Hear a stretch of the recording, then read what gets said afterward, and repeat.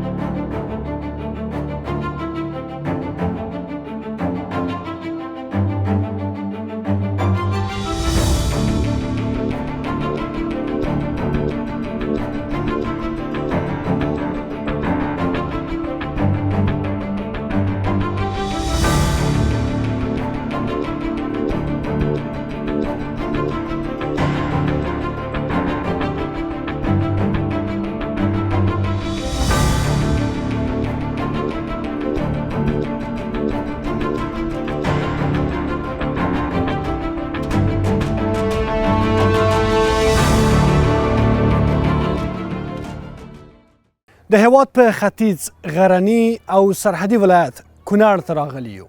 دغه ولایت په تېرو 20 کلونو کې د پرمختګ یو پڅ بهیر تجربه کړی دی او د ډېرو ولسوالیو اوسېدونکي هم له پراخو ننګونو سره لاس او ګریوان دي. د کونړ څپان د سیند دغه ولایت له دنګو غرونو سرچینه اخلي. خو شته په دغه ولایت کې لا هم زرګونه کورنۍ چې برېښنا ته لاسرسي نه لري. نن بیا دلته په کونړ کې له حکومت ولي څخه نیولې تر روغتیا، پوهنې او پراختیا پورې هر څه تر زرابین لاندې بیایو. د کونړ د خلکو او د دغه ولایت د لومړي درجه چارواکو په حضور کې دا د ولس غږ دی. دا ځل له کونړ ولایت څخه خو تر هر څه دمخه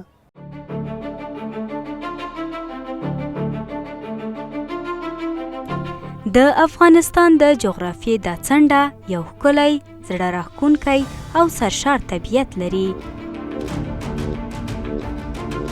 کونړ د افغانستان په ختیځ کې یو غرنی او پر ځنګلونو پوښلی ولایت دی.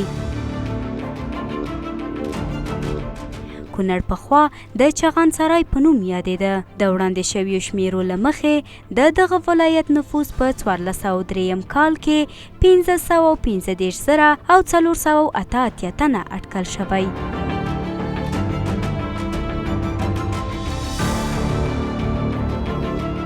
مساحت یې 4319 کیلومتره مربع ته رسیږي. د دغه ولایت 99% وګړي پښتانه او 1% نور بیا ګوجر او نورستانیان دي.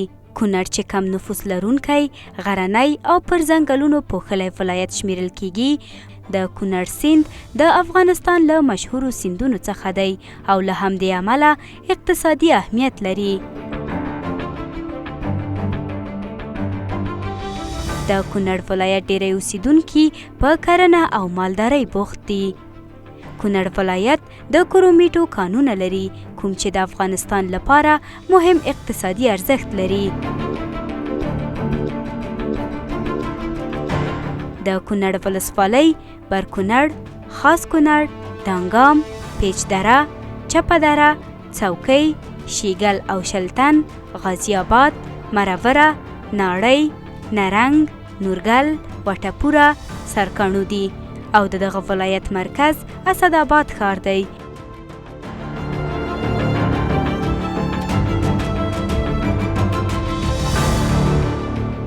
سید جمال الدین افغان هغه شخصیت چې نړیوال شهرت لري د کونړ ولایت و چې نوموړی د کونړ د اوسیدونکو او ټول افغانستان لپاره لوی ویاړ دی او نن ورځ د کونړ ټول ځوانان په پوره لیوالتیا سره د علم او زده کړې مینهوال دي.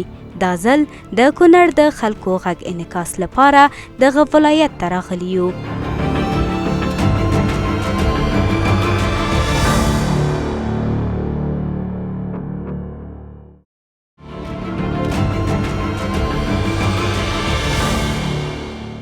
د لوی او بخښونکي خدای په نامه عزتمندو لیدونکو ولسغاک خپرونې ته له کونړ ولایت څخه ښه راغلاست. موږ د دغه ولایت لومړي درجه چارواکي او خلک مخامخ له یو بل سره کینولي دي تر څو خپلې غوښتنې، پوښتنې، اندېښنې او لاسته راوړنې له یو بل سره شریکې کړي. ستړي مه شئ او بیا هم ښه راغلاست. زه کوربه منصور نیازی یم. په پانل کې زما درانه میلمانه دي د کونړ ولایت مرستیال والي عبدالله حقانی صاحب، د کونړ ولایت د پوهنې رئیس محب الله حیدري صاحب، د کونړ ولایت د عامې روغتیا رئیس مظفر مخلص صاحب او همداراز په کونړ ولایت کې قومي مشر عبدالرب ملکزی صاحب. ورسره جفت دلته د کونړ ولایت درون ولس هم راغلی دی. میلمه پاله کونړیانو، درنو مشرانو، کشرانو، ځوانانو ټول ستړي مه شئ، په خیر راغلی، خدای مو راوله. میلمنو تاسې هم نه ستړي مه شئ، په خیر راغلی. حقانی صاحب غواړم چې په کونړ ولایت کې د ولس غږ خپرونه هم تاسو سره پیل کړو. ښه، کونړ په تېرو 20 کلونو کې ډېرې جګړې تجربه کړې، تاوتریخوالي هم دلته وشول. ان د کونړ خلک د پاکستان له هغه توپچي ګوزارونو څخه هم په امان کې پاتې نه شو. کله چې امارات دلته واکمن شوی دی په تېرو 3 کلونو کې د کونړ د نن او سبا تصویر څنګه دی؟ نن په کونړ کې څه تېرېږي؟ مهرباني. لله الحمد. د امارت د راتګ سره د کونړ ولسونه د بهرنو تهدیدونو نه، مشکلاتو نه هم په امن شوي دي او په ټول کونړ کې، په ټولو ولسوالیو کې، په ټولو کلو او په سیمو کې لله الحمد امنیت تامین دی، وحدت دی، یو قیادت دی، یو نظام دی. د ولسونو ټولو مشکلاتو ته لله الحمد امارت صحیح پاملرنه کړې ده او د ولس په مخ کې الحمدلله هېڅ قسمه مشکل موږ نه لرو. حقانی صاحب، د امنیت په مسلې کې تاسو وغږېدل، یوه جدي مسله ده البته امنیت په ټول افغانستان کې، او امارات هم دا خپله ستره لاسته راوړنه بولي. په تېرو کلونو کې یو څه ریپورټونه خپرېدل دا د امارات په واکمني کې هم چې ګواکې په کونړ کې یو څه ټوپک سالاري، د بعضو ډلو ټپلو فعالیتونه روان دي او شته. دغه ریپورټونه د تایید وړ دي؟ حقیقت همداسې یو څه ده؟ د امارت راتګ نه مخکې په کونړ ولایت کې د فاسد نظام ترڅنګ نور داسې ډلې د خوارجو، داعش په نوم باندې چې هغه هم امارت ته یو ګواښ و، امارت سره یې جنګونه وشو. لله الحمد هغه ټول د فساد څادر د کونړ د خاورې نه هغه ټول شوی دی او الحمدلله اوس د ولس په مخ، د امارت په مخ الحمدلله هېڅ قسمه ستونزه او مشکل نه لرو. او هر هغه څوک چې بیا ټوپک ته لاس وربړي دلته په کونړ کې، که هغه په هرو ډلو ټپلو باندې ویشل شوي وي، څه ځواب به ورکوي امارات؟ نو خو معلومه خبره ده، په 20 کلن اشغال کې هم تاسو ولیدل او زموږ ټول ولس د دې شاهد دی چې د حق په مقابل کې باطل هېڅ کله په تاریخ کې نه دی کامیاب شوی. هغې ته به موږ انشاءالله هغه ماتونکی ځواب ورکوو. د الله په فضل و کرم باندې به هغه هېڅکله داسې ونه کړي چې د امارت په مخ کې کوم مشکل پیدا کړي. ښه، که لاړ شو حقاني صاحب یو څه ټولنیز ژوند ته. له امنیت وراخوا د خلکو د ژوند د ښه والي لپاره، د خلکو د ټولنیز ژوند د بدلون لپاره هم ګامونه پورته شوي دلته په کونړ کې؟ لله الحمد د ولس په مخ کې امارت هڅې کوي په هره برخه کې، د تعلیم و تربیه په برخه کې، د صحت په برخه کې، د انکشافي پروژو ترسره کولو په برخه کې لله الحمد ډېر زیات کارونه شوي دي چې ولس د هغې شاهد دی. الحمدلله ډېرې لاسته راوړنې موږ لرو او ولس کوشش کوو چې د ولس په مخ کې څومره مشکلات وي چې هغې ته د حل لار پیدا شي او هغه ستونزه حل شي. ډېره زیاته مننه حقاني صاحب، په خیر اوسئ. بیا هم درته راګرځم. حیدري صاحب، که لاړ شو د پوهنې برخې ته، یو ځغلنده کتنه به وکړو په دا شمیرو باندې. په ټوله کې په کونړ کې موږ څومره ښوونځي لرو، څومره ښوونکي لرو، بیا د دغه ولایت هغه د نفوس تناسب ته په کتو دغه ښوونځي ورته بسنه کوي او که نه؟ بسم الله الرحمن الرحیم.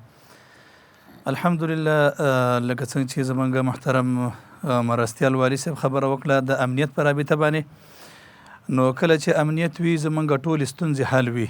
الحمدلله د کونړ په دغه وخت کې 909 تعلیمي ادارې دي. په دې کې تقریبا 1570 منګه پرسونل لرو، تدریسي او اداري او خدماتي ټول منګه دغه پرسونل لرو. تقریبا 2,09,000 منګه زده کوونکي لرو. الحمدلله ترتیبات ښه برابر دي. ښه، کوم کسر پکې شته بیا هم د ښوونځیو جوړولو ته اړتیا شته چې په دغه ولایت کې باید نور هم زیات شي، جوړ شي، نفوس هغه د خلکو غوښتنو ته په کتو او بیا د معارف ریاست هغه خدماتو ته په تناسب سره؟ موږ چې څومره د کونړ دغه جغرافیه او دغه حالت څارلي، په دې وخت کې موږ نورو ښوونځیو ته ضرورت نه لرو چې موږ د نوي ښوونځي جوړ کړو، ځکه کونړ یو غرنی ولایت دی. هغه څومره ضرورت چې د ولس دی هغه پوره دی. بیا ځینې ساحې زموږ داسې وي چې هلته ضرورت وي، خو هلته هغه ساحه هغه کله دا نه ایجابوي چې هلته موږ مستقل ښوونځی جوړ کړو. نو هلته بیا موږ کلیوالي مدرسې جوړې کړي دي، محلي صنفونه مو جوړ کړي، د ولس هغه ضرورت ته مو یو څه رسېدنه کړې. خو په دغه وخت کې څومره چې موږ معلومات لرو داسې نوي ښوونځي ته موږ ضرورت نه لرو، ځکه زموږ ضرورت انشاءالله حل دی. البته یو هغه اصولي او قانوني کار دی چې زمونږ فرضاً ابتدایه متوسطې ته ارتقا وکړي، متوسطه لیسې ته ارتقا وکړي، هغه د ضرورت په اساس باندې که ضرورت وي کوي او ستونزه پکې نه لرو. کونړ خو یو سرحدي ولایت دی، د ډیورنډ فرضي کرښې په غاړه کې دی. یو څه په دا تېرو شلو کلونو کې چې جنګونه وشول، د پاکستان لخوا یو څه توپچي ګوزارونه وو، بعضې خلک له هغه سیمونه کډه شول، بعضې مکتبونه هلته وتړل شول یا د ګوزارونو لاندې راغلل. د هغوی لپاره مې یو څه ترتیب حل لاره بیرته جوړه کړه چې دا خلک بیرته دغه زده کوونکي ښوونځیو ته لاسرسي ولري. الحمدلله کړې مو ده. د کونړ به دغه فرضي کرښې ته څیرمه زمونږ په عموم کې چې څومره ښوونځي دغه کرښې ته نږدې وو هغه یو اندازه کمزوري وو، په دې خاطر باندې چې هلته امنیت هغه شانتې نه و تامین چې څنګه شاګرد وکولی شي ښوونځي ته لاړ شي او هغه مشکل د حل وي د شاګردانو دپاره. بیا خو په تقریبا 3 مکتبونه زمونږ داسې وو چې هغه مطلق بند وو د فتح نه مخکې د تیر رژیم په وخت کې. خو الحمدلله بیا د تیر کال کې زمونږ د پوهنې ریاست او بالخصوص د هغه ولسوالیو د کارمندانو په هڅو باندې هغه مکتبونه زمونږ 2 ښوونځي چې دي هغه بیرته فعال شو. یو ښوونځی اوس هم زمونږ بند دی، خو هغه دا وجه نه ده چې موږ ورته امکانات نه لرو یا زمونږ همکارانو زمونږ ملګرو هلته رسېدنه نه ده کړې.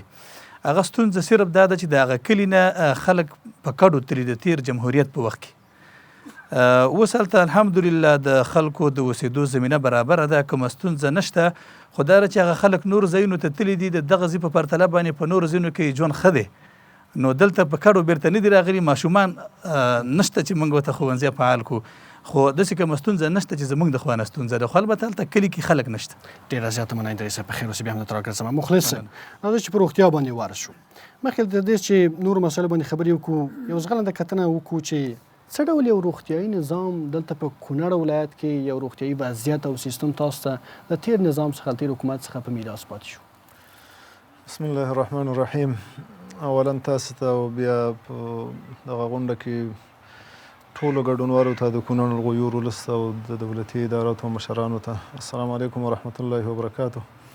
تاسو ته ښه راغلاست او هرکلی وایم کونړ ته په راتګ باندې. دومره به وایم چې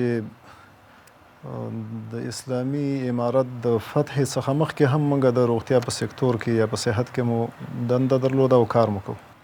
د دې سره په څنګ کې زمونږ که ووایم او دا په ډاډه باندې ویلی هم شو چې زمونږ 50% وګړو روغتیایي خدماتو ته لاسرسی نه درلوده. خو لله الحمد زمونږ د دولتي اداراتو په همکارۍ باندې او د کونړ د ولسونو په ملاتړ باندې او د عامې روغتیا محترم وزارت په خاصه پاملرنه باندې د دې 3 کالو په جریان کې د روغتیا په برخه کې په کونړ کې یوازې دا زه نه وایم چې دغه کریډټ به زمونږ وي، ټول ادارات، ولسونه، وزارت مقام، مرکز دا موږ سره پوره همکارو چې د کونړ هغه د صحت د برخې صحیح انځور موږ دی ته وړاندې کړی چې دلته ضرورت دی او په هر برخه کې موږ سره هر چا ملاتړ کړی. اوس د تقریبا د 50% هغه ولسونه چې د خدماتو څخه محروم وو هغې ته په هغه خپلو ساحو کې خدمات برابر شوي چې فعلا دپاره هغې ته په هغه خپلو ساحو کې هغه نفوس ته په کتو باندې هغې ته خدمات عرضه کېږي.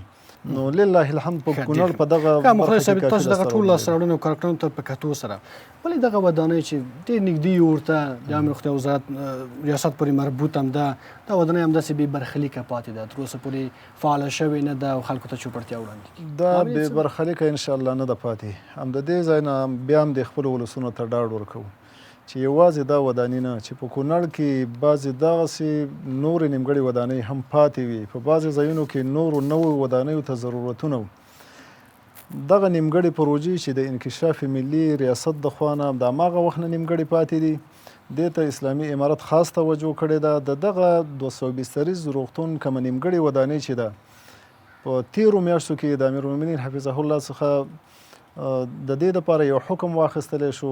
ما خپله 2 هفتې په مرکز کې دې دپاره تېرې کړي چې هغې ته بودیجه په مرکز کې برابر وه. کله چې تر وزارت مالیې پورې موضوع ورسېدله دغه عادي بودیجه وه د قانون او د اصولو له مخې په انکشافي برخه کې نه مصرفېدله او په دې باندې مطمئن یو چې انشاءالله په نږدې وخت کې چې ما تېره ورځ د والي صاحب سره د علماو شورا رئیس صاحب سره د وزیر صاحب سره تعقیب کړه یو خوشبیني شته چې په نږدې وخت کې په دې باندې کارونه شروع شي. ډېره زیاته مننه په خیر اوسئ. ملک زی صاحب دلته د امارت په واکمنۍ کې په کونړ ولایت کې د خلکو او د حکومت ترمنځ اړیکې ارتباطات څنګه دي خلک څومره حکومت ته نږدې شوي دي حکومت څومره د ولس غږ اوري ولس ته نږدې شوی ده؟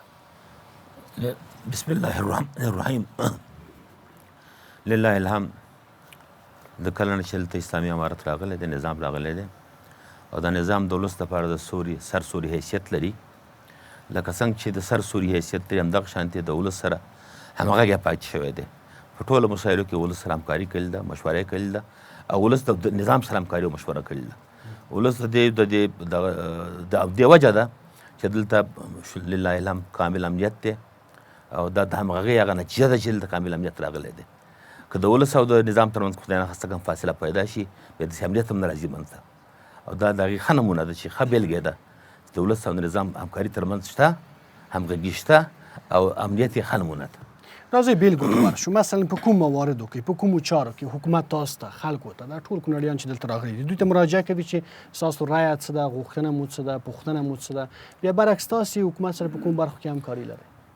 کونړ لکه څنګه تاسو خپلو خبرو کې ویل چې یو غرنی ولایت دی او په تېرو 16 لسیزو کې ډېر واقعیت پیدا شوي دلته د دې نظام د راتګ سره سم هغه تېر واقعیت چې د ولسونو ترمنځ پیدا شوي وو د دوی په همکارۍ او مرسته باندې د ولس په همکارۍ او مرسته باندې دغه یو حل ته رسېدلي دي حل شوي دي نشته هغه منازعات اوس فعل لپاره په ولس منځ کې د ولس چې کوم شی فیصله کړې ده کوم یو نظر یې ورکړی دی کوم یو پیشنهاد یې کړی دی دوی په ورین تنده منلی دی او لکه څنګه چې رئیس صاحب سیاحت حمید په خپلو خبرو کې ویلې د دې ته په هکله باندې ولس مراجعه کړې ده دوی سره خبرې کړي دي او دا خبره دوی د لارې نه رسېدل د واریزه تعریف شوې ده واریزه د ولس د خوا ترتیب شوې ده دوی په واسطه باندې دغه د اوس امیرالمؤمنین حفظ الله ته رسېدل ده انشاءالله کېدای شي چې دغه پیدا کړي دا یو ښه بېلګه د دې ده چې د ولس او د نظام ترمنځ د همغږۍ او د همکارۍ یو نمونه ده او مامد صاحب الله دلته جریان کې ناست دی دلته همیشه دپاره زموږ که مشکل پیدا شوی د مامد صاحب ورغی سو مامد صاحب ډېر پراخه تندي او ورین تنده باندې موږ ته لبیک ویلی دی زموږ د مشکلات سره همکاري را سره کړې ده او په کومو فیصلو کې چې موږ دوی ځي دخل کړي یستو یا د دوی د خوا نه موږ ورک شوي یستو هغه چې موږ عملي کړي دي د دوی د خوا نه عملي شوي دي او ځای ته رسېدلي دي. ښه دلته په کونړ کې په نورستان کې د قومي جوړښتونه ډېر زیات مهمه دي کله چې دغه قومونه په خپلو کې سره یو پرېکړه کوي همغږي لري دغو پرېکړو ته بیا حکومت هم احترام کوي درنښت ورته کوي که نه په کونړ کې داسې وضعیت ده چې خلکو ته وایي چې تاسې غلي ځئ بس موږ پوهېږو چې څه ډول حکومت نه همغږي شته نه داسې نه ده همغږي شته دی د هر کلي د هر ولس د هر کلي هغه قوانینات رواجونه دستورونه چې دي دوی ته په احترام قایل دي د هغوی سره په همغږۍ باندې د هغوی دغه ولس دود دستور عنعناتو ته په کتنه دوی هم هغه شانتې حرکت کړی موږ صرف ځان برابر کړی دی داسې نه ده پیدا شوي. قانع صاحب هر کله چې د کونړ نوم یادېږي ټولو افغانانو ته همدا ذهن ته راځي چې د کونړ د سیند پر سر د بند جوړولو مسله به څنګه شي. د دغه سترې سیاسي او اقتصادي پروژې لپاره دلته په کونړ کې یو څه اقدامات شوي دي مرکزي ادارې سره مو دا مسله شریکه کړې ده چې څه وخت او څنګه به د کونړ پر سیند باندې یو بند جوړ شي. نو دا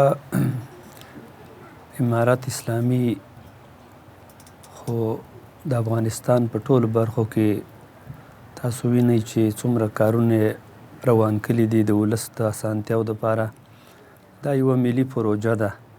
امارت اسلامي په نظر کې لري چې کله دې ته یوه بودیجه پیدا کړي او د دې د جوړولو توان ولري، انشاءالله په هغې کې به بیا تاخیر نه راځي. نو دا یوه ملي پروژه ده. انشاءالله امارت په پام کې لري چې دې ته لاسرسی ولري او د ولس پر مخ کې دغه ستونزه حل کړي. ډېره زیاته مننه خاني صاحب. ورځو له خلکو نه به یو څو پوښتنې واخلو بیا بېرته راشو. هر څوک چې پوښتنه لري فقط خپل لاس جګ کوي، ډېر لنډ ځان معرفي کوي او بیا پوښتنه مو مشخصا راجع کوي کوم مسؤول ته، هغوی به تاسو پوښتنو ته ځواب درکړي او آزاد کوئ چې خپلې پوښتنې وکړئ ټول. بسم الله الرحمن الرحیم. د کونړ ولایت د والي مرستیال معاون صاحب عبدالله حقانی څخه یوه پوښتنه وکړم او زما پوښتنه په دې ډول سره ده. محترم معاون صاحب، زیاتره ګډونوالو ته دا معلومه ده د افغانستان زیاتره وګړي او بالخصوص ځوان قشر په ده فکر او مفکوره کې دي چې په افغانستان په داخل کې د کاروبار د نه شتون له وجې بهرني هیوادونو ګاونډي هیوادونو ته لاړ شي او هلته کاروبار پر مخ بوځي، یعنې په افغانستان کې هغوی ته داسې زمینه نه ده برابره شوې. بسم الله الرحمن الرحیم. د مشرانو په اجازه غوښتنه مې دا ده چې موږ په کونړ کې 2 سیندونه لرو او تر اوسه مو ترې ګټه نه ده اخیستې. د کونړ د یو ځوان په توګه غوښتنه کوم چې د اسلامي امارت څخه مې غوښتنه ده چې په دې سیندونو بندونه جوړ شي او د معاون صاحب څخه مې غوښتنه ده چې په دې برخه کې کوم فلان عملي شوی نو مو ولس ته دې وړاندې کړي. صحیح. مننه. خاني صاحب مخکې له دې چې نورو پوښتنو ته لاړ شو، دا د ګډونوالو 2 پوښتنې به ځواب کوي او دا ده چې د ځوانانو لپاره دلته بیا په ځانګړې توګه کونړ کې د کاري فرصتونو د رامنځته کولو لپاره څه اقدامات شوي دي چې ځوانان همدلته کاري بوختیاوې ولري، په دا سفرونو کې په دا غیر قانوني کډوالۍ کې لاړ نه شي؟ مهرباني. بسم الله الرحمن الرحیم. امارت اسلامي ډېر زیات ځوانان هغو ته په نظام کې ځای ورکړی دی چې هغوی په خپل نظامي توګه باندې هغه خپل مسؤلیت ترسره کوي. دغه رنګې د معارف په برخه کې مخکې تاسو ته رئیس صاحب خبره وکړه چې موږ تر 200 پورې پارسونل لرو چې دغه موږ د تعلیم د شاګردانو ته هغه مسؤلیت لري چې تعلیم ورکړي. دغه رنګې موږ د علي قدر امیر المؤمنین حفظه الله سره تقریبا یوه میاشت مخکې ملاقات و. موږ د شیخ صاحب محترم په وړاندې د عرض وکړو چې زموږ د کونړ ولایت سرحدي ولایت دی او ډېر ځوانان لري، باید چې دغه ځوانانو ته د اسلامي امارت په لیکو کې ځای ورکړی شي او هغوی ته د خدمت زمینه برابر شي. خاني صاحب په هغه بستونو کې چې آزاد دي داسې خو به نه وي چې معیار د جذب یوازې جهادي مخینه وي، یو څه تخصص او تعهد ته هم کتل کېږي. ښه یو کس دی په امارات کې مخکې خدمت نه دی کړی مګر متخصص کس ده، په دغه ادارې کې په کونړ کې دته یو فرصت ورکول کېږي چې راسي دغه هېواد ته خدمت وکړي. الحمدلله زموږ سره په سوونو باندې په زرونو باندې خلک د مسلک په نوم باندې چې هغه مسلکي دنده لري او هغه زموږ سره الحمدلله په مسؤلیتونو یې تاسو د هغې شاهد وئ. دغه رنګې دغه یو څه خصوصیات خو به وي چې مثال چا په جهادي بهیر کې زیاتره لاسته راوړنه کړې ده او دغه نظام ته وفادار دي، د هغې به یو امتیاز وي، لیکن دا نشته دی چې بل چاته به په امارت کې ځای نه ورکول کېږي. د کونړ د سیندونو په اړه هم یوه پوښتنه وشوله، مخکې هم دا مسله ما مطرح کړه. مشخصا په دې برخه کې هغه چلنجونه یا ستونزې مشکلات څه دي؟ یوازې د بودیجې مسئله ده که نه نورې ستونزې هم شته؟ الحمدلله نورې ستونزې نشته دی. موږ دلته په کونړ کې دغه فابریکه لرو، دغه زموږ او تاسو چې اوس په کومه ساحه کې قرار لرو منډکول په نوم باندې چې دغه هم د امارت په وخت کې بیا رغونه وشوله او الحمدلله په لسګونو خلکو ته اوس برق ورکوي. د طریفیچ ولسوالۍ مناګي په ساحه کې موږ هلته هم یو فابریکه لرو چې د هغې کې یو څه ستونزه پیدا شوې ده، په هغې هم کار روان دی. انشاءالله په نږدې ورځو کې به هغه ورغولی شي. ډېره زیاته مننه خاني صاحب، په خیر اوسئ. حیدري صاحب، په ځینو ولسوالیو کې دلته په کونړ کې چې غرنی ولایت دی خلک هغه اولادونه یې زده کوونکي یوه فاصله وهي چې اوږده فاصله ده تر څو لاړ شي ښوونځیو ته. د دوی لپاره یو څه اسانتیاوې مد نظر نیول شوي دي چې حداقل دغه ښوونځي دوی تر مکتب پورې هلته ورته جوړ شي، دوی ورته نږدې شي، چې اسانه وکړی شي ښوونځیو ته لاړ شي؟ الحمدلله د دوی دپاره خو موږ هغه څومره زموږ په وس کې وي هڅې مو کړي او غالب ګمان مې دا دی دغه ستونزې به په کونړ کې حل وي، ځکه چې زموږ یا ښوونځیو ته زده کوونکي رسیدګي کولی شي. بیا کوم زده کوونکي چې هغې عمرونه کم وي یا مکتب لږه فاصله لري هغه ته رسیدګي نشي کولی، هغو ته موږ په هغه کلو کې بیا محلي صنفونه جوړ کړي.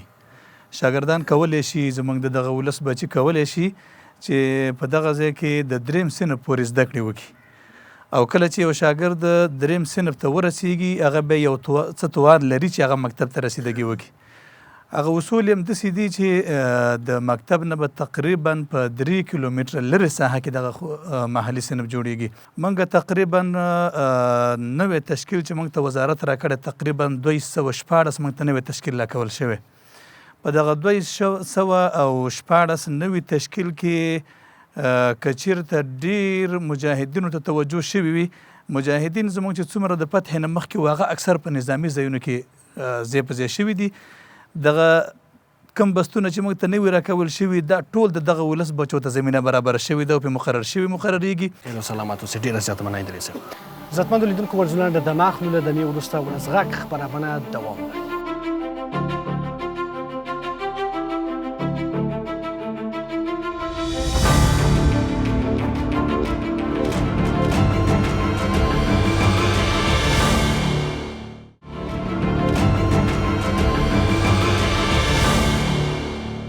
ولس غږ خپرونې ته بیا هم ښه راغلاست. مخلص صاحب، په تېرو کې ډېر داسې پېښېدل چې په کونړ کې خلک د درملنې لپاره یا به تلل جلال آباد ته یا به تلل کابل ته یا به تر پاکستانه پورې رسېدل. دغه موضوع ته څه پاملرنه شوې ده، حل شوې ده چې حداقل د هغو ناروغانو کچه راښکمه شي چې له کونړ نه مستقیم ځي نورو ولایتونو ته؟ دومره به درته ووایم چې څنګه مخکې ما خپلو خبرو کې هم یاده کړه چې روغتیا ډېر پراخه سکتور دی، هرې برخې ته توجه غواړي. که موضوع ته چې تاسې اشاره وکړه زمونږ زیات تمرکز هم په دې دی، په دې باندې موږ زیات کار کړی لای کوو چې تر څو وکولی شو چې زمونږ ولایتي روغتون په دې باندې بوج کم شي د هغه خلکو چې تداوي په ولسوالۍ کې ممکن د عمل ته تداوي ترسره شي. بیا په دې کار کوو چې زمونږ په زون باندې بوج کم وي، موږ وکولی شو چې د خپلو مریضانو هغه اعتماد په خپلو روغتیایي مراکزو په خپل طبي پرسونل باندې پیدا کړو او په ضمن کې هغه طبي او غیر طبي وسایل چې شتون یې نه درلودو یا نشته هغه ورته په خپل ولایت کې زمینه سازي وکړو. د 3 کالو په جریان کې به زه دومره ووایم یوازې زمونږ د اسداباد ولایتي روغتون په اړه باندې به ووایو چې زمونږ هغه وګړي چې دې ته مجبورېدل چې نورو ولایاتو ته سفر وکړي یا مرکز تر کابله پورې لاړ شي. د 3 کالو په جریان کې چې موږ په دې باندې کار وکړو، موږ په کونړ ولایت کې بکتریالوجي لابراتوار نه درلوده. تقریبا د 11.2 میلیون افغانیو په ارزښت باندې بکتریالوجي لابراتوار دلته فعال شو. فعلا پکې هغه امراض چې د دوا سره مقاومت ښیي هغه معاینات پکې ترسره کیږي، دغه ستونزه حل ده. نو په دې باندې موږ کار وکړو د خپل ټیم سره په ګډه باندې. حتی یو وخت پکې دا موضوع راغله چې دا کوم ګایډلاین د بي پی ایچ اس یا د روغتیایي خدماتو کومه کڅوړه ده چې دا په دې کې داخل نه دي. البته ما په هغې باندې چې په فرصت وخت کې هم دې ته وخت پیدا کوو چې دا زه مطالعه کړم، دې نتیجې ته ورسېدم چې دغه ګایډلاین چې دی کلوز دی، بند نه دی، که دا پکې شامل نه دي خو دا هم نشته چې دا پکې نه ترسره کیږي. نو د خپلو هغه طبي پرسونل څخه چې زموږ سره د اسداباد ولایتي روغتون کې کار کوي دغه متخصصینو صاحبانو سره کېناستو، جراحي متخصصینو سره په دې مشوره وکړه، اخر دې نتیجې ته ورسېدو زموږ هغه عملیاتونه اوس لله الحمد په کونړ ولایت کې ترسره کیږي. ډېره زیاته مننه. دا به هم ووایو چې زموږ په کونړ ولایت کې زموږ د هیموفیلیا یو ناروغي ده چې هغه خلک د زیات مشکل سره مخامخ چې په ټول کونړ ولایت کې هغه مریضان پیدا کړل، د هغې تعداد ډېر زیات و او هغه د یو فکتور د پلازما اخیستلو دپاره مرکز ته تلل. نو کونړ ولایت یو د هغه ولایتونو دی چې د زونونو نه علاوه چې دغه د هیموفیلیا مریضانو ته کم فکتور ترسره کیږي یا کم پلازما هغه سره په زون کې خو دغه احساس موږ سره چې دلته په یو کورنۍ کې 15 مریضانو اکثره د هغې معیوبه یو کورنۍ باندې یو درون بوجي نو لله الحمد په دې باندې وتوانېدلو. مرکز ته په خپله د خپل ټیم سره سفرونه وکړل. بیا هم د خپل ولایتي روغتون سټاف راواغسته په مرکز کې هغه ټریننګ کوي چې هغې ټریننګ واخیسته. اوس هغه د هیموفیلیا مریضانو ته هم هغه خدمات اوس دلته په کونړ ولایت کې ترسره کېږي. سلامت اوسې مخلص صاحب، کور دې ودان. مرګزی صاحب راځم یو ورې به ورشو خلکو ته یو څو پوښتنې به واخلو. یو څو پوښتنې راخلو بیا بېرته خپرونې ته دوام ورکړو. مهرباني. بسم الله الرحمن الرحیم. دوه پوښتنې لرم او دواړه د کونړ د پوهنې محترم رئیس صاحب ته راجع کېږي. لومړی پوښتنه په دې ډول ده چې زه لومړنۍ زده کړې ما په دې ښوونځي کې ترسره کړې. دغه په څنګ کې چې دی د اسداباد مرکزي علي دارالعلوم د دغې ودانۍ تر اوسه پورې په هماغه ډول باندې پاتې ده او هېڅ د بیا جوړېدا لپاره کوم څه نه دي ترسره شوي. دویمه پوښتنه مې دا ده چې دغسې ګنګوسې وي چې د نوي نصاب په اپډیټ یا پلان نوی نصاب چې هغه به عملي کېږي د هغې لپاره څومره هڅې شوي او د دې نصاب او هغې نصاب دا به له منځه ځي که نه له همدې سره به یو ځای ټولنې ته ولسونو ته وړاندې کېږي. السلام علیکم ورحمت الله وبرکاته. مننه، کور دې ودان، په خیر اوسې. یو څو نورې پوښتنې هم راخلو. مهرباني صاحب. بسم الله الرحمن الرحیم. زما پوښتنه چې راجع دغه د برق رئیس ته ده. زه په دې کې نور ډېر څه نه ویم، خو د سور طاق پروژه چې دا یوه ملي پروژه ده او د دې د داود خان د پاچاهۍ نه دا پروژه ده چې زه ماشوم وم، 2 کلن وم چې داود خان پاچا شو. دغه وخت نه زه اورم د کونړ سور طاق دی او سور طاق دی او سور طاق دی. په هغې باندې بحث نه کوو.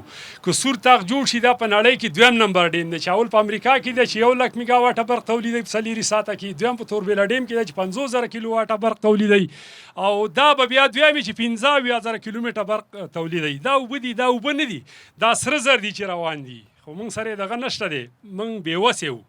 زه یو پوښتنه لرم چې هغه زما پوښتنه دا ده چې دا د برق موضوع په کونړ کې موږ د ټول افغانستان د برق قربانیان چې دي دا کونړیان دي. تاسو ناست یاستئ د رادیو تلویزیون والا راغلي یاستئ دلته زموږ سره یو برنامه لرئ.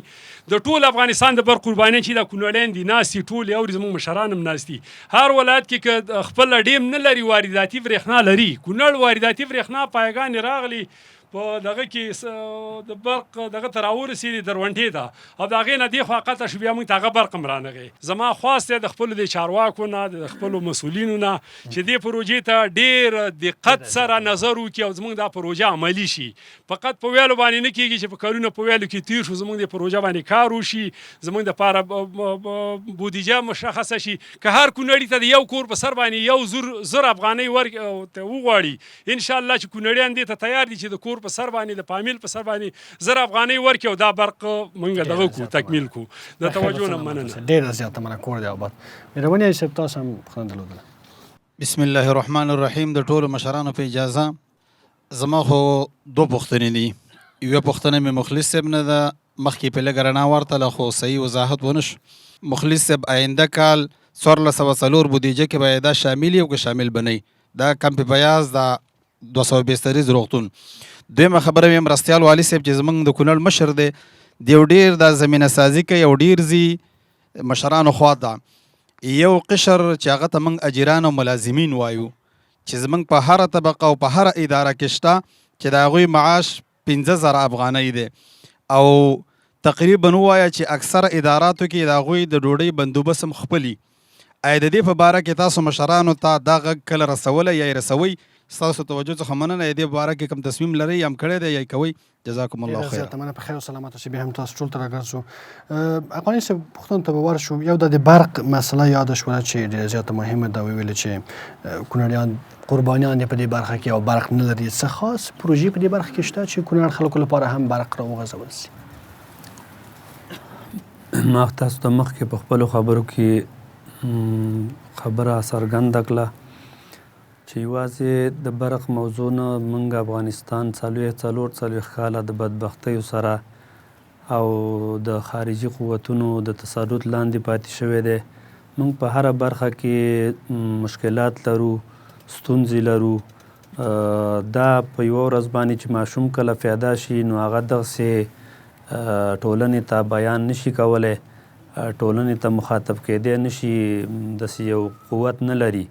دا په تدریج سره بیا ته یو نوجوان جوړ شي او بیا سیاستدان ته جوړ شي او بیا ته یو انجینر او دغه جوړ شي. په 3 کالو کې امارت الحمدلله ډېرې زیاتې لاسته راوړنې کړي او ټول ولسونه دې شاهد دي. انشاءالله موږ ولسونو ته ډاډ ورکوو چې امارت هغه د خپل جب پیسې راخلي او هغه په د ولس په خدمت کې مصرفوي انشاءالله دی دې مطمئن اوسیږي. زموږ دغه هیوادوال د دې سورتاق د پروژې ډېر زیات یادونه یې وکړله چې د دې لپاره هم باید اجراات وشي. انشاءالله امارات هم ورته هوډ لري، اراده ورته لري انشاءالله. ما خو مخکې وویل چې بودیجې ته په کتو باندې ملا برادر چې اقتصادي مرستیال دی د رئیس الوزرا هغه خپله راغلی او موږ اوس هلته لاړو، د هغې نه یې کتنه وکړه او انشاءالله چې کله دې ته بودیجه پیدا شي انشاءالله په دې به کار کېږي. ډېره زیاته مننه قانع صاحب، په خیر اوسئ. ادري صاحب، د ښوونځیو لپاره د ودانیو مسله یاده شوله، څه اقدام شوی د څومره ښوونځي لرو چې هغه ودانۍ نه لري او همداسې زده کوونکي په ازاده فضا کې د خیمو لاندې کیني، بیا تاسو څه اجرات ورته کړي دي که نه؟ الحمدلله د ودانیو په رابطه باندې خو دا به غالبا د ټول افغانستان یوه ستونزه وي او دا ځینې ستونزې داسې دي چې دا خامخا وخت غواړي.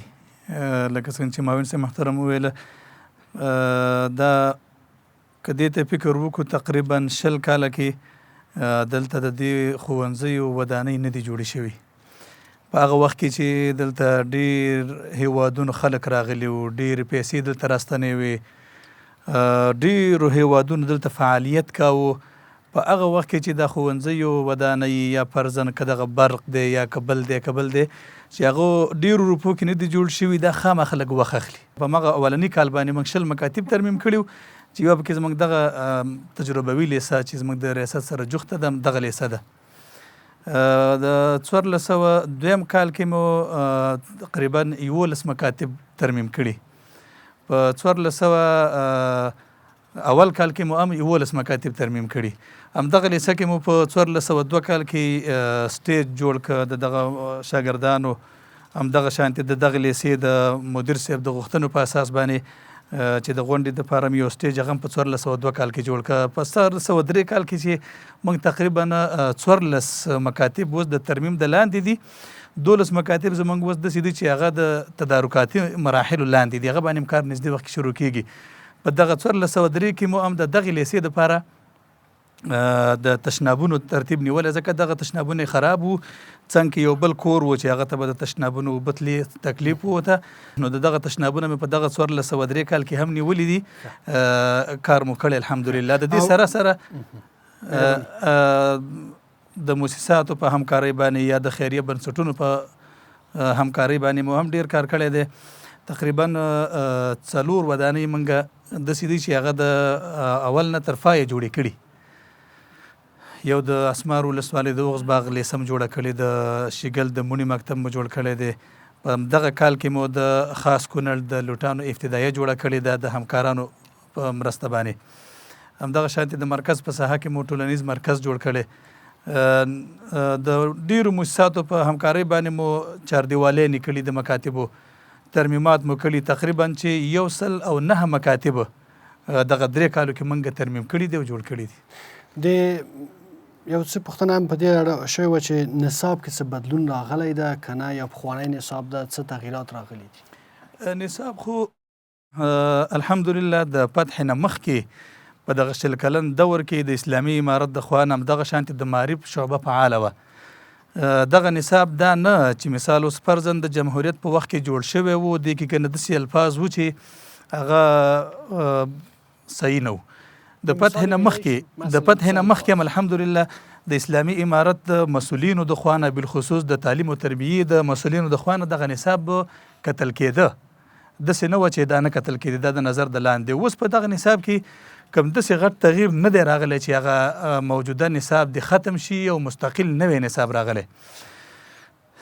البته که دې باندې کار روان دی، هغه بیا بعدي خبره ده چې کله هغه نصاب جوړ شو. داسې یو رسمي معلومات نه دي، البته یو داسې معلومات موږ ته رارسېدلي دي چې اسلامي امارت په دې باندې کوشش کوي چې د 6 صنف پورې دا نصاب ټول یو کړي، د مدرسې او د مکتب. کله چې زموږ یو شاګرد د مدرسې نه فارغېږي، هم چې عصري علومو کې یو څه معلومات ولري، همدغه شانتې که د مکتب نه فارغېږي چې په دیني علومو کې یو څه معلومات ولري، خو هغه لا تر اوسه نه دی رارسېدلی او نه پرې داسې عملا معلومات لرو. کور دې ودان، ډېره زیاته مننه. مخلص صاحب، د 200 بستریز روغتون مسله ډېره زیاته یاده شوله، او څه اقدامات مو ورته کړي دي؟ څه په لاره کې دي؟ څه وخت به فعالېږي بالاخره؟ که څرنګه چې مونږ مخکې خپلو خبرو کې وویل چې دغه موضوع داسې نه ده چې زمونږ د یاده دې وتلي وي یا دې پسې دې هلې ځلې نه وي. بیا هم ډاډ ورکوو چې کوم ورور خبره ذکر کړه چې آینده کال بودیجه کې به دا ونیولی شي که نه. نو زه په دې 100% مطمئن یم چې د عامې روغتیا وزارت د طریق آینده کال بودیجه کې دا خامخا نیولی کېږي. خو زموږ کوشش دا دی چې مخکې نه موږ د دې دپاره یو فوقالعاده حکم واخلو او د هغې نه مخکې دې دپاره یو بودیجه مشخص شي او په دې باندې کار روان شي. د دې ولس ته ډاډ ورکوو. دې موضوع پسې د عامې روغتیا محترم وزیر صاحب موږ خپله دعوت کړی و، دلته یې نږدې نه دا موضوعات کتلي او دا دریم کرت پیشنهاد دی چې البته مخکې هم موږ حکم اخیستی و، هغې کې ستونزه صرف دا وه چې عادي بودیجه په انکشافي کې نه مصرفېدله.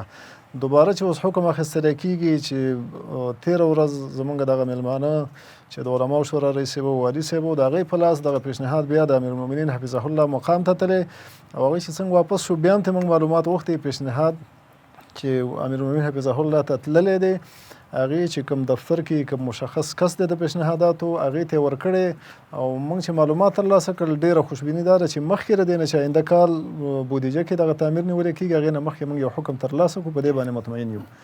خزینه د ډاکټرانو د کمښت مسله په ټول افغانستان کې جدي ده. دلته په کونړ کې څومره خزینه ډاکټران لرو؟ داسې خو به نه وي چې یو یا دوه یا هغه به هم نه.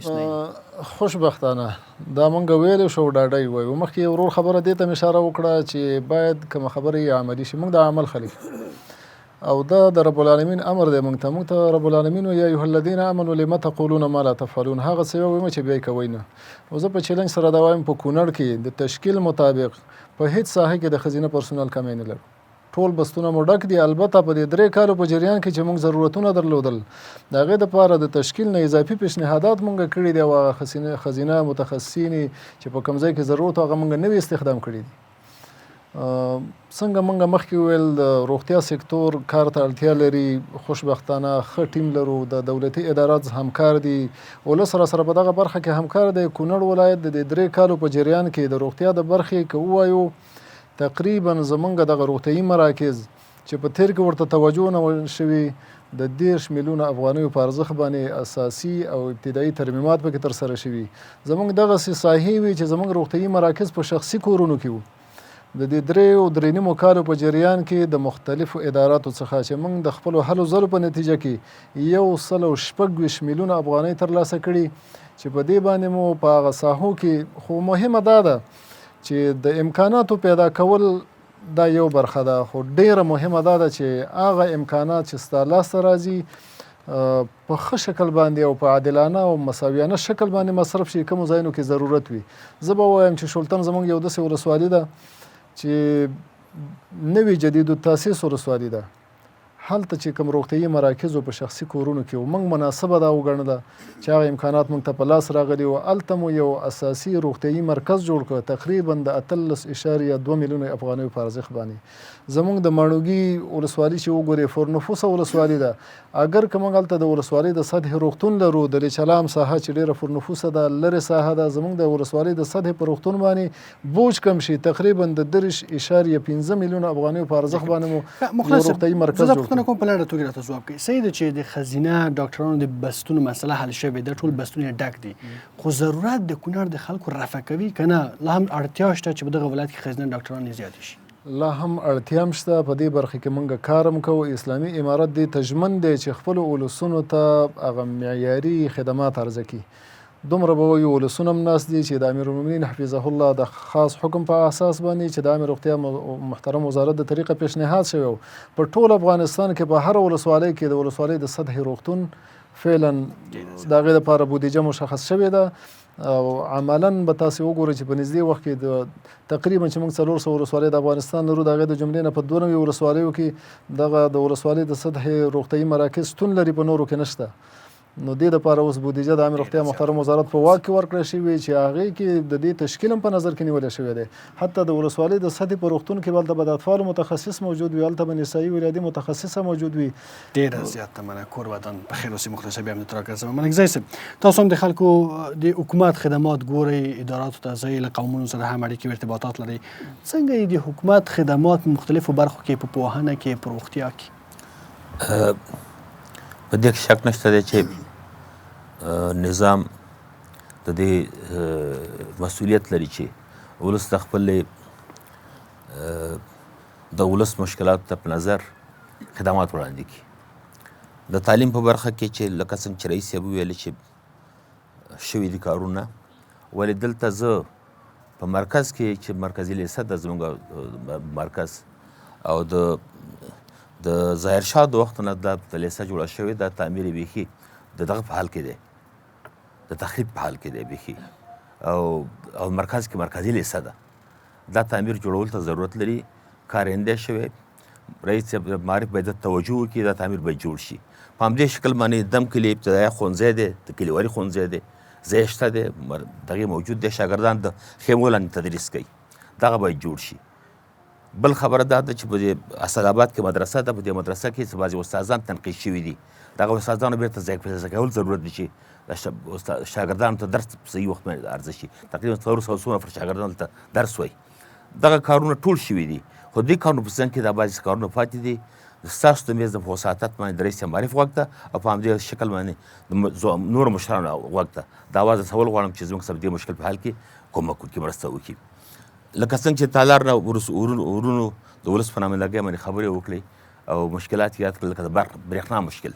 واقعیت دا دی چې برېښنا مشکل یو سرتاسري ستونزه ده په کونړ ولایت کې، او دا مشکل داسې یو مشکل دی چې ولس لاس په ګریوان دی. حتی موږ مرکز کې بعضې شفخانه لرو چې دلته برق په صحیح شکل باندې نه عرضه کېږي. شفخانه برق ته ضرورت لري، لابراتوار یې برق ته ضرورت لري، الټراساونډ یې برق ته ضرورت لري، د ګردو ماشین انځلې دغه ته ضرورت لري، برق ته ضرورت لري. انرژي داسې کامله انرژي نشته چې دغو ته جواب وایي، مثبت جواب وایي. د ده په څنګ کې اوس د 2 میګا واټه 2.5 میګا واټه بجلي ده د ماډوګي په ساحه کې. د دپاره رښتیا کار شوی، مام صاحب دغه وکړي چې خلک راغلي وو، موږ ورولو کار افتتاح موږ وکړه چې کار افتتاح شو، ولې هغه کار تر اوسه پورې همداسې لا پاتې شوی دی. بېرته نه ماشینالات رال، نه وسایط رال، نه هغه د خلکو او د ولس غوښتنې ته جواب وویل شو. د دې میز د ستاسو میز د اواز کوم په ټولو مشرانو باندې غږ کوم چې د کونړ ولس ته لږ توجه وکړي. کونړ غریب ولس دی، خلک غریب دي، مشکلات لري، اقتصادي مشکلات لري. که چېرته فابریکه جوړه شي، په دې کې به پرسونل جذب شي. دا فابریکه د اوس فعل دپاره یو 800 میګا واټ یا 600 میګا واټ بجلي دا تولیدوي. په 600 کیلو واټ بجلي کې عرض کوم، بخښنه غواړم، په 600 کیلو واټ بجلي کې دا زموږ ولایت دلته دولتي ادارې دي، مصارف دویم دي، کلی هم دی، ولس هم دی، شفخانه هم ده، دې ته نه کافي کېږي. ده نو هیله مې دا ده چې د برېښنا رئیس صاحب دلته نشته دی، خو ستاسو په وساطت باندې د اواز پورته کومه چې زموږ برېښنا ته توجه وشي، دا جوړ شي. لکه څنګه چې معاون صاحب په خپلو خبرو کې په جریان کې ویل چې سره طاق په رابطه باندې دا اشتیا خبره شوې ده چې ولي صاحب برادر راغلی و دلته، دا مسله کتلې ده، دغه لاندې شوې ده، یو د امارت د نظر لاندې شوې ده. خو غوښتنه هم دا ده چې دا نظر لږ تصریح شي، نظر په عمل بدل شي، دا نظر په عمل بدل شي او تصحیح شي. ډېره زیاته علم ده میلاد. بخیر او سلامت اوسئ ملک زید صاحب. ورځو اخواني صاحب یو څه پوښتنې راخلو بېرته ورشو. پوښتنې اخلو له خلکو نه، مهرباني له مغه اخر نه.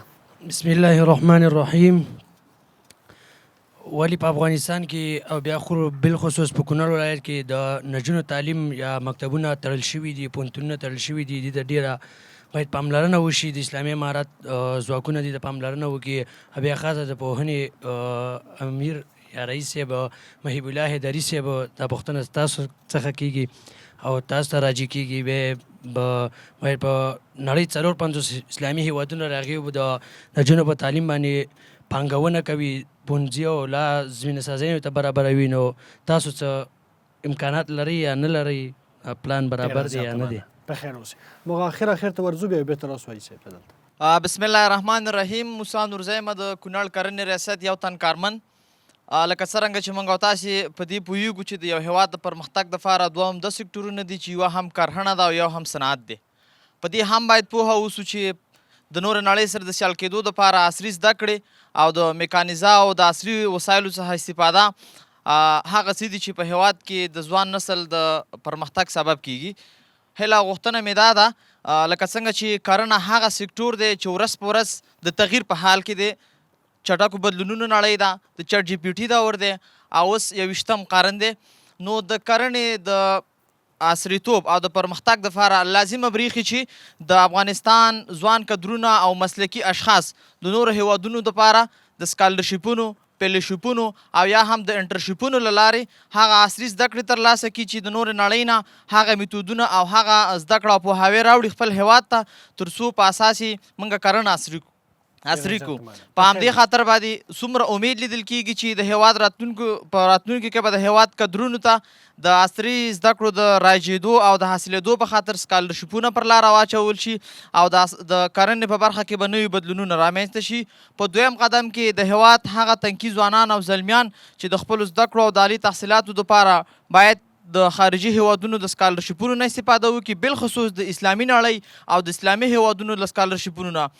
امید دی چې په دغه برخه کې محترم معاون صاحب د لوړو مقاماتو سره دا موضوع شریکه کړي تر څو یو حل حاصل شي. او درېیمه خبره په همدغه کې مدغمه ده، هغه ځوانان کدرونه چې په تېره دوره کې په خارجي هیوادونو کې په زده کړو بوخت وو، د هغې زده کړې نیمګړې پاتې دي، د هغې دپاره څه تصمیم او پلان دی؟ مننه. زیاته مننه. په خیر و سلامت اوسئ. حاجي صاحب مهرباني. بسم الله الرحمن الرحیم. د ټولو راغلو خلکو او د محترم مشرانو په اجازه دا چې معلم د وطن د ښېرازۍ او د پرمختګ قشر دی، نو په دې ارتباط باندې زما سوال دی د رئیس معارف صاحب نه، دا چې زموږ د عزیزي بانک صاحب قرارداد لرو د پیسو د راکړې ورکړې او قرارداد موږ لاس کې موجود لرو او دغه قرارداد دغه شپږ ولسوالۍ همجواري ولسوالۍ د مرکز سره چې دی به راځي مرکز کې به معاش اخلي 80 روپۍ به کټ کېږي او دغه نور ولسوالۍ ته چې لري دوردسته ولسوالۍ هغه 115 روپۍ اخلي. خو متاسفانه د نن ورځې پورې په دې خبره باندې هېڅ چا غور نه دی کړی.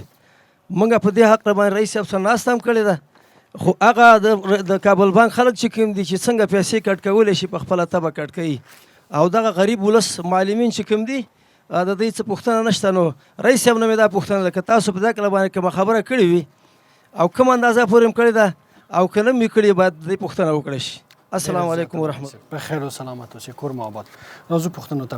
قانوني صاحب یو څه پوښتنې ما سره هم دي خو تر هغه مخکې د کرنې سکتور په اړه مسله یاده شول. دلته په کونړ کې د کرنې د سکتور وضعیت څنګه ده؟ د لا پراختیا لپاره څه اقدامات شوي؟ لله الحمد. ما تاسو ته مخکې خبرو کې ویل چې امارت هڅه کوي چې په هره برخه کې د پرمختیا دپاره فلې هلې ځلې وکړي. په تېرو ورځو کې د زراعت رئیس صاحب هم ناست دی چې د زراعت وزیر صاحب راغلی او په دې ټولو برخو کې موږ ته ډاډ راکلی دی چې انشاءالله موږ به د خپل ریاستونو د لارې نه د ولایت په سطحه باندې د زراعت په برخه کې د ښو تخمونو د راوړلو او دغه رنګې د هر قسمه کارونو د پرمختګ دپاره هلې ځلې کوو او د دې لپاره به انشاءالله ترتیب برابرو. خو ما تاسو ته مخکې اشاره وکړه چې په 3 کاله کې دا دومره کارونه تنظیمول او برابرول دا د ډېرو غټو قوتونو د وس نه بهر خبره ده. موږ انشاءالله په هره برخه کې که د زراعت برخه وي، که د صحت برخه وي، که د امنیت برخه وي، ټولو ولسونو ته ډاډ ورکوو چې دغه ټول مشکلات به انشاءالله حل کیږي. قانوني صاحب یو پوښتنه کوم، بیا ځواب یې بیرته له وقفې نه راکوئ. که چېرته دانګامو پورې لاړ شو، د لاره نه یوازې دا چې ډېره خرابه ده، له خطر نه هم ډکه ده. دغه ولسوالیو ته چې لارې غځېدلې دي، د دغو لارو د بیا جوړولو، ترمیم، بیا رغونې لپاره یو څه بودیجه شته، امکانات شته، پلانونه ورته نیول سوي دي چې داسې یو غرني ولایت کې لارې چارې چې ولسوالۍ ته غځېدلې دي هغه جوړې شي. یو وخت دمه واخلو یا بیرته راشو د پوښتنې ځواب ته. عزتمندو لیدونکو ورزولان د دمه اخلو، له دمې وروسته ولسغږ خپرونه دوام لري.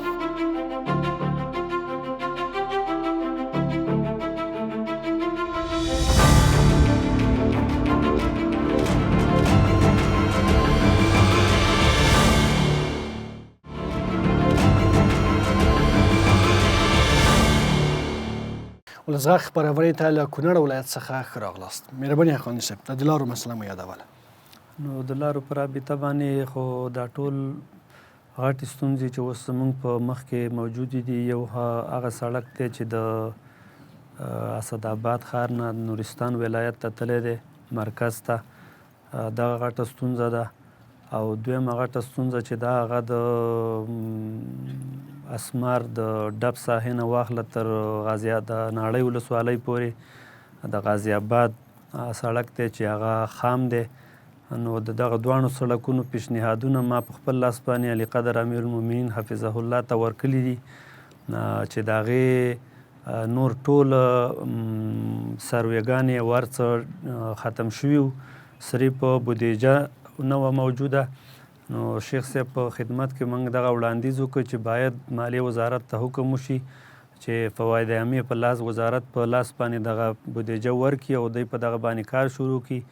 نو په درېیمه ورځ باندې چې کله زه بیرته ولایت ته رالمه نو د امیر المؤمنین صاحبو د لطف او د شفقت له مخې هغه بودیجه ځانګړې شوې وه چې د هغې ډیزاین او سروې دا ټول ختم دي او په نږدې وخت کې به په دغه دواړو سړکونو باندې انشاءالله کار شروع شي. نور په کونړ کې دغه فرعي علاقو د اطرافي علاقو ته دغه فرعي سړکونه دي چې دغه ستونزې خو په کونړ کې نه په غونډ افغانستان کې موجودې دي.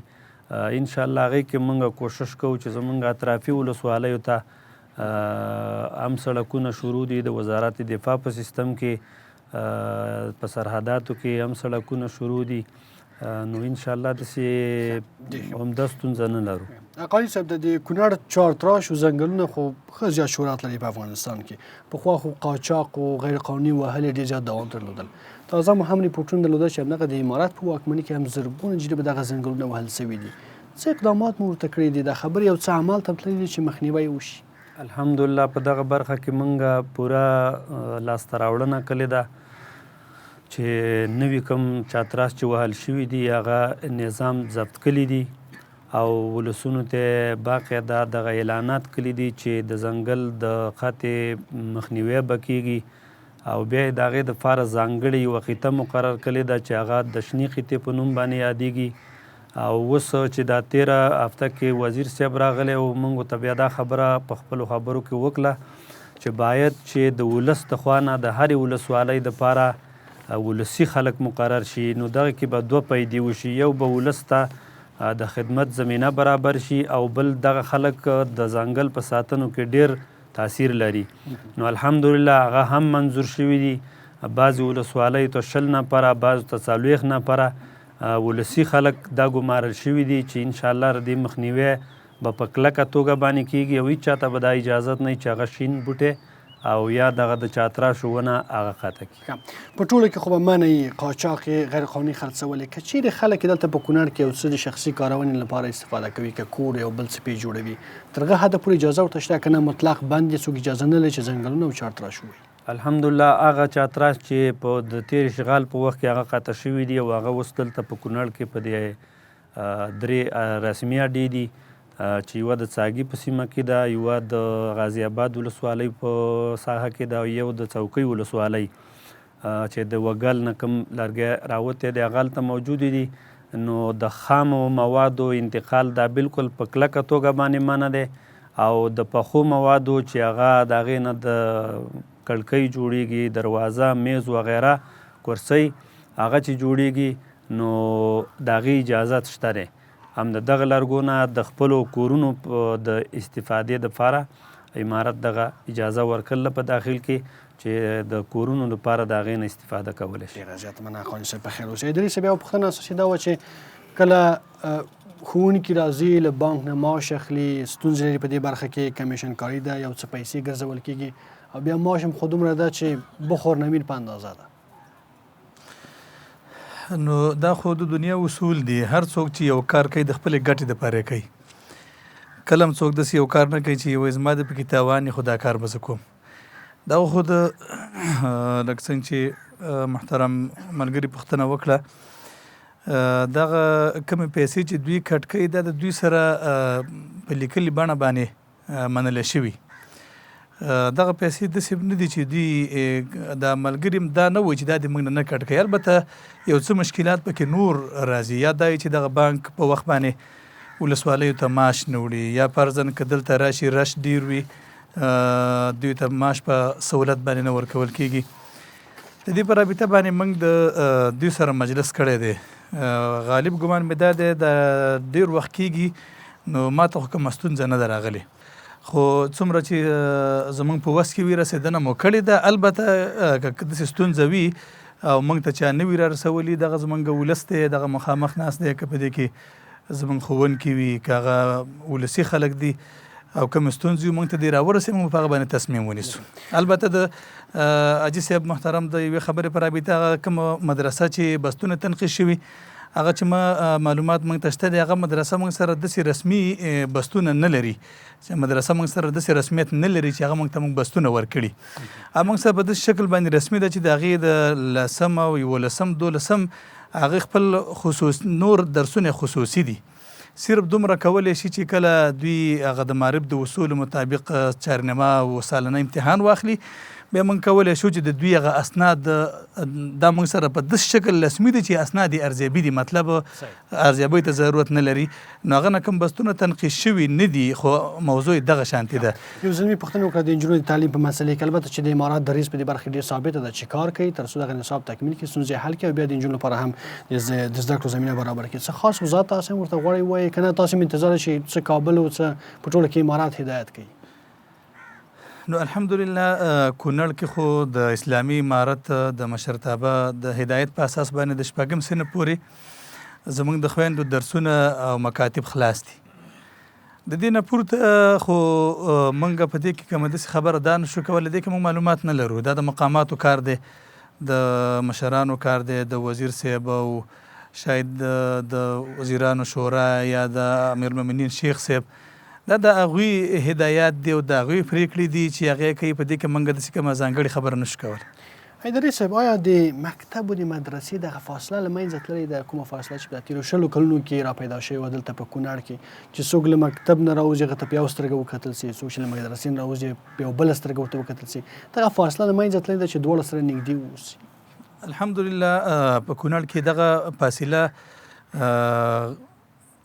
د ډېره حده پورې ختمه شوې او دا خو یو خارجي فکر و یو غربي فکر و چې په مدرسه کې څوک سبق وایي نو هغه به جدایي د مکتب هغه به جدایي د مکتب شاګرد دی د مدرسې د شاګرد خلاف وي د مدرسې شاګرد دی د مکتب د شاګرد خلاف وي د هغوی د هغه هر شکل باندې چې هغوی خپل فعالیتونه کول نو زموږ د دې ولس زموږ د دې شاګردانو ذهنونو ته دا خبره رسېدلې وه د مدرسې شاګرد دا فکر کاوه چې د مکتب شاګرد خو صرف لوپر دی هلته لوپري کوي. د مکتب د شاګرد ذهن ته دا خبر رسېدلې وه چې د مدرسې شاګرد په مدرسه کې ناست دی د دې به آینده څه وي. الحمدلله دغه ستونزه په کونړ کې نشته ختمه شوې ده او که چېرته ډېره کمه پاتې وي هغه به په ذهنونو کې پټه پاتې وي د وخت په تېرېدو سره ختمېږي انشاءالله. زیاته مننه بخیر او سلامت اوسئ. مخلص صاحب د دې درملو مسله دلته په کونړ کې په کافي اندازه درمل په روغتونونو کې لرو او یا کوم درمل چې دلته بیا په بازارونو کې خرڅېږي هغه هم کیفیت لري که نه؟ دغه برخه کې به دومره ووایو چې یو هغه درمل دی چې روغتیایي مراکزو ته سپلای کېږي د قرارداد مطابق چې د هغې مقدار هم معلوم دی او اقلام هم معلوم دي. په دې وختونو کې چې د ډونر د خوا نه هغه تطبیق کوونکي ته کوم درمل ورکولی کېږي د دې هغه کڅوړه 140 قلمه درمل دي. البته ضرورت څومره دی دغه ضرورت ته په کتو باندې لکه څنګه چې موږ مخکې خپلو خبرو کې ویل چې دغه مسؤلیت ته موږ د امتیاز په سترګه نه ګورو چې دا زموږ دپاره امتیاز دی او دلته کوم څه راځي او هغه به د ولس دپاره ضرورت یې پوره کېږي یا نه په دې موږ اکتفا نه ده کړې. هغه درمل چې راځي د هغې نه خو ټول ولس ته اطمینان ورکوو چې هغه به په هماغه ټاکلي وخت باندې روغتیایي مراکزو ته سپلای کېږي په آینده کې به.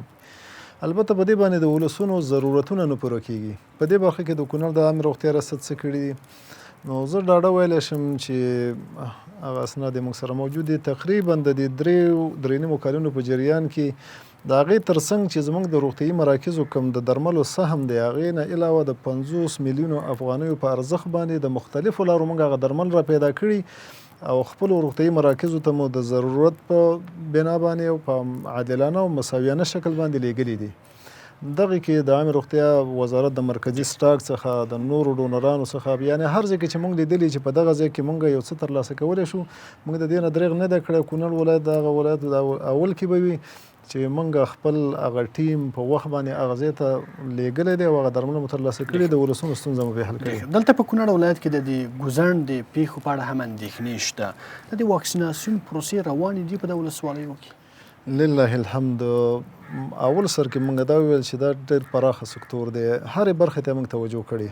لله الحمد خپلو دولتي اداراتو په خاص سپورټ باندې او څنګه چې د معرف رئیس صاحب ویل چې کونړ ولایت ولسونه یو هغه ولسونه دي چې تعلیم یافته دي، نو هغه د پروګرامونو اهمیت ورته معلومیږي.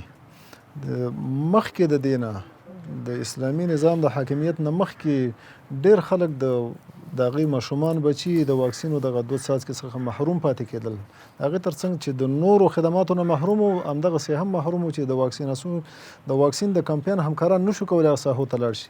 خو اوس دا زه ډاډه ویلی شم چې په کونړ ولایت کې د اسلامي نظام د حاکمیت څخه راوروسته هېڅ داسې ساحه نشته، هېڅ داسې کور نشته چې زموږ د واکسین د کمپین همکاران د هغې ته رسیدګي ونه کړی شي. او خوشبختانه په دغه برخه کې د واکسین او د کمپین څخه وروسته هغه کوریج چې کوم دی، نو تاسو بیا معلومات وکړئ، هغې نه هم درته واضحه معلومیږي چې په کونړ ولایت کې د واکسین کوم د هدف وړ ماشومان چې دی او د کمپین نه وروسته چې کوم کوریج ترلاسه کیږي هغه په کومه درجه کې دی، هغه کې کافي لاسته راوړنه. بخیر او سلامت اوسئ مخلص صاحب. ملکزی صاحب، دلته په کونړ کې البته په تېرو کلونو کې یو څه شخړې د قومونو ترمنځ راغلې وې چې بعضې پیښو کې هغه ځوانانو مخ هم خپل ژوند یې بایللی و. دغه شخړې اوس کمې شوي دي، لارې چارې ورته پیدا شوي دي تر څو قومونه په یوه فضا کې په ګډه په امن کې ژوند وکړي. ما مخکې په خپل خبرو کې عرض وکړي چې د خدای په فضل او رحم و کرم د نظام په همکارۍ باندې کومې غټې ستونزې او مشکلات چې د قومونو ترمنځ وو هغه حل شوي دي، اوس انشاءالله نشته دی داسې څه مشکل چې هغه دغه مشکل چې اني مشکل او یا ضروري مشکل نه دی پاتې. او بل قومونه دي، ولسونه دي، نو کورنۍ شخړې کله کله پیدا کېږي، هغه د محلي شوراګانې محلي کلیوالي ستونزې داسې مشران کیني منځ کې جرګې کوي، خلاصوي، حل فصل کېږي. همدغه شانتې د معاون صاحب د توجه نه چې کله مدیریت سالم وي، لاندې ادارې په سالم مدیریت لاندې خپل فعالیتونه سرخوي، نو دا مدیریت د ادارې زموږ شکر الحمدلله ښه دی. معاون صاحب والي صاحب او مشران زموږ دلته په همغږي دي سره د کونړ مشکل ته وخت وخت وارثي کوي، او زه هیلهمند یم چې د نه لا زیات زموږ د ستونزو د غوږ کېدی او زیات خیر او سلامت اوسئ. وخت مو هم کم دی، 2 پوښتنې به لنډې واخلو له خلکو نه، بیا به خپرونه هم راټوله کړو. بسم الله الرحمن الرحیم. د خلکو غږ خپرونې ټولو ګډونوالو سلام وړاندې کوم چې وایم السلام علیکم ورحمت الله وبرکاتو. پوښتنه مې د صحت بخش کې مولوي قاري صاحب مظفر مخلص څخه ده چې دغه د سیدآباد په ولایتي روغتون کې چې کوم درملتون دی دا شخصي درملتون دی او که دولتي دی؟ که چېرته شخصي وي، که چېرته دولتي وي دا درمل ولې دی په ګرانه بیه خرڅوي؟ که شخصي وي ولې په دولتي ځای کې دی؟ که په دې اړه معلومات دی غونډې ګډونوال ته ورکړئ نو ښه به وي. ډېره زیاته مننه، په خیر اوسئ. بسم الله الرحمن الرحیم. محترم معاون صاحب، رئیس صاحبانو، په تعداد کې ټولو راغلو مېلمنو، لومړی تاسو ته هرکلی او ستړي مه شو وایم. زما پوښتنه ده چې وخت کم ده، پوښتنه مې په لنډو الفاظو کې داسې ده، کله چې موږ د جلال آباد د خاورې څخه د کونړ ته راداخلېږو، د کونړ نه شروع تر غازي آباد او اسمار ناړۍ پورې د کونړ په څپان د سیند باندې تاسو دا پلونه ګورئ، دغه پلونه څه بیخي لوېدلي دي او د بعضو لملاګانې ماتې دي. محترم معاون صاحب، د دغو پلونو د بیا رغونې لپاره څه تصمیم لرئ چې تر څو ولسونه د دغه مشکلاتو څخه دغه مشکلات نه خلاص شي؟ ډېره زیاته مننه، په خیر او سلامت اوسئ، کور دې ودان. قانون صاحب، راځئ د دې پلونو له مسنې راواخلو. دا ځینې پلونه چې ګوډو مات دي، غورځېدلي دي، یا ځینې تخریب په حال کې دي، او څه لارې چارې مو ورته سنجولي دي چې دا پلونه بېرته ورغوئ؟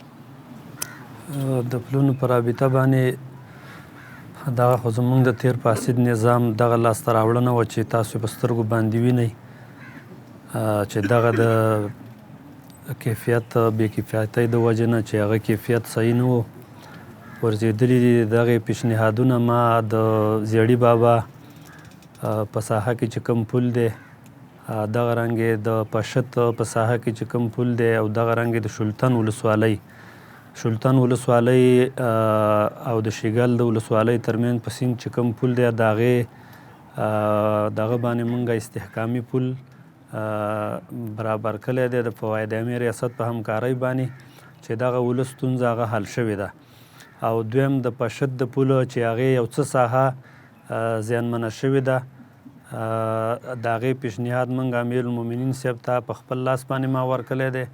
او دویم د زیړي بابا په ساحه کې چې خاص کونړ ته کوم پل دی، د هغې پیشنهاد مې هم ورکړی دی چې په هغې کې موږ ولسونو ته ډاډ ورکوو چې دغه د زیړي بابا د پوله منظوري راغلې ده، هغه به انشاءالله په نږدې وخت کې حل و فصل شي او د پشد د پله منظوري لا نه ده راغلې خو موږ په دې هڅه کې یو چې هغه هم ورغول شي. قانون صاحب د بحث راټولو د خپرونه ورو ختموو.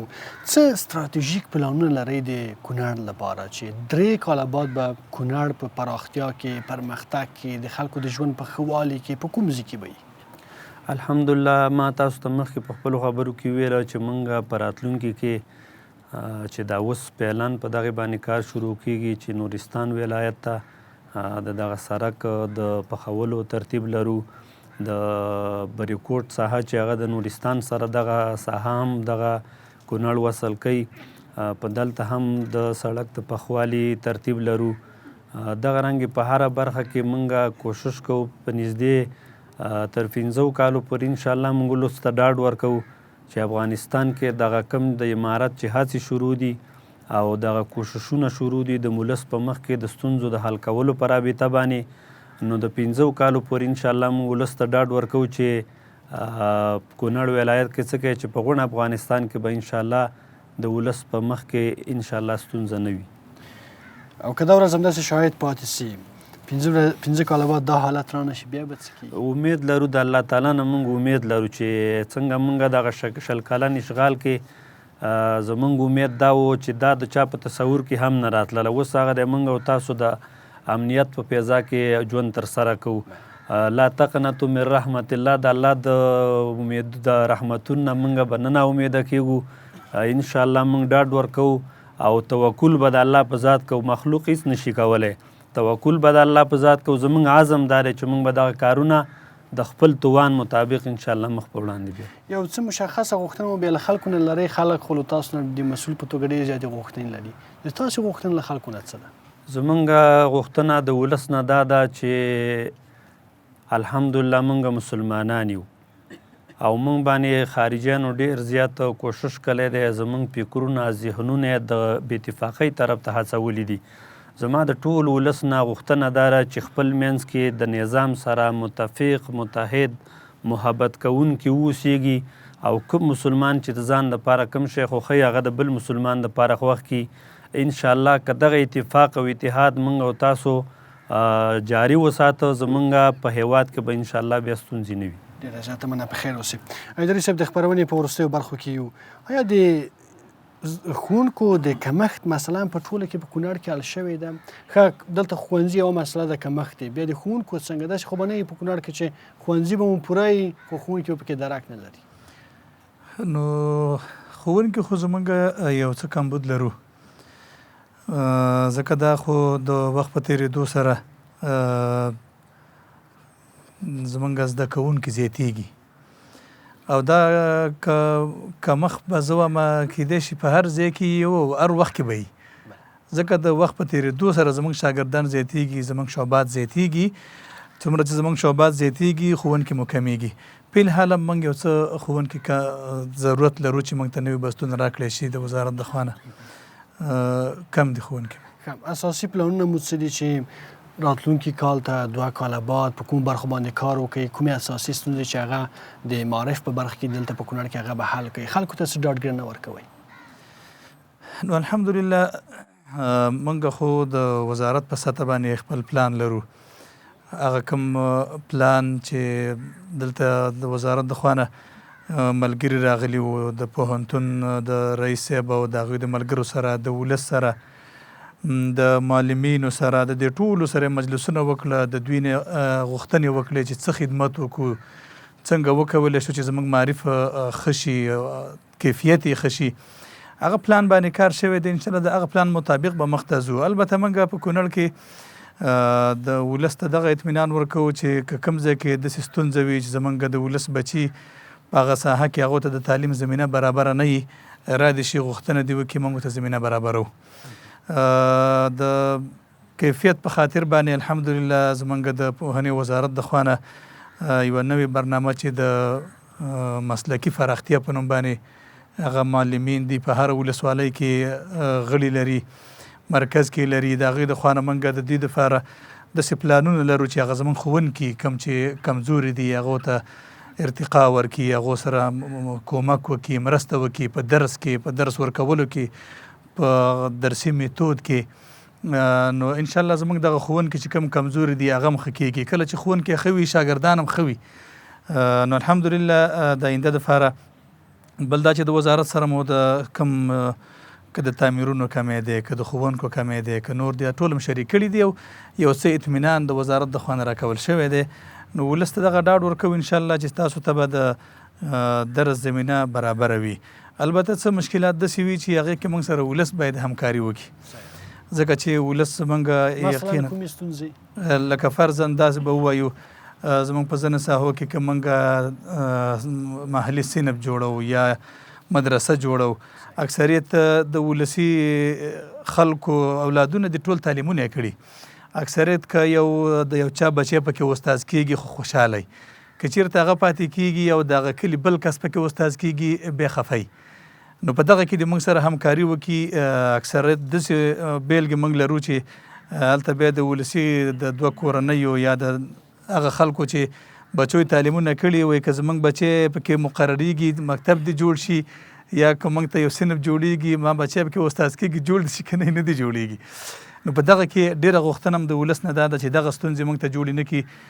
ښه خبره دا ده زموږ د ولس بچي تعلیم وکړي که د هر چا د بچي نه هغې زده کړه حاصله کړي. خیر و سلامت اوسې کور دې ودان. مخلص صاحب د کمیت تر څنګ چې یو څه پرمختګ مو پکې کړی دی د کیفیت لپاره څه لرئ چې دغه د روغتیایي چوپړتیاو په برخو کې به کیفیت هم ښه زیات شي مجبوره نه شي چې یوازې به د اسداباد روغتون کې مریضان ریفر شي جلال آباد ته کابل ته بلې خواته. دغه موضوع ته به هم راشو. مخکې ورور پوښتنه وکوله چې د اسداباد ولایتي روغتون کې یو تصدي موجوده ده. د هغې پوښتنه دا وه چې آیا دا شخصي ده که دولتي ده. نو دغه چې کوم موضوع ته اشاره وکړه دغه تصدي یو امارتي شرکت دی. دې کې چې کوم کارکوونکي کار کوي حتی دې دپاره خپل بستونه دي په هغې باندې مقرر دي. البته دې ته موږ نه پرېږدو دغه زموږ مسؤلیت دی چې هغه د طبابت د اصولو خلاف دې وکړي یا د دوا بې کیفیته دوا خرڅه کړي یا د قیمته خرڅه کړي. د دغه دپاره د دغه د کنټرول دپاره د دې تر څنګ چې ټول خصوصي سکتور دی د دې د کنټرول دپاره شپه ورځ زموږ ټیم موجود دی.